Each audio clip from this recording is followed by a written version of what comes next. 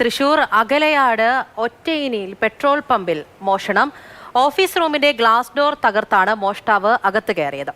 20,000 രൂപ നഷ്ടപ്പെട്ടു എന്നാണ് പമ്പ് ഉടമകൾ പറയുന്നത്. MS ലിഷോയ് വിവരങ്ങളുമായി നമ്മളോടൊപ്പമുണ്ട്. ലിഷോയ്, എപ്പോഴാണ് ഈ മോഷണം ഉണ്ടായത്? 20,000 രൂപയാണ് നഷ്ടപ്പെട്ടത്. മറ്റ് നാശനഷ്ടങ്ങൾ വരുത്തിയിട്ടുണ്ടോ മോഷ്ടാവ്? ഇന്ന് പുലർച്ചെയാണ് ഈ മോഷണ വിവരം പുറത്തറിയുന്നത്.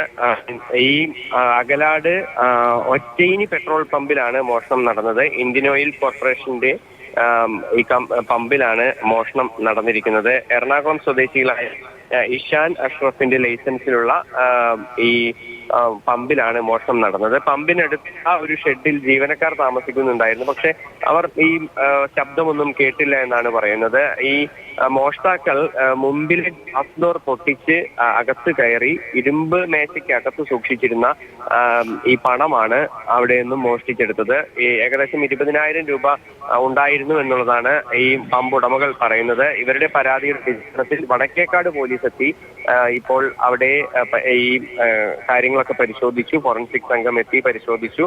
ഇനി CCTV ക്യാമറകൾ കേന്ദ്രീകരിച്ചുള്ള അന്വേഷണം ഉൾപ്പെടെയുള്ളവ നടക്കുന്നുണ്ട്. ഇന്ന് പുലർച്ചെയാണ് ഈ സംഭവം നടന്നത്. ശരി ലിഷോയ്.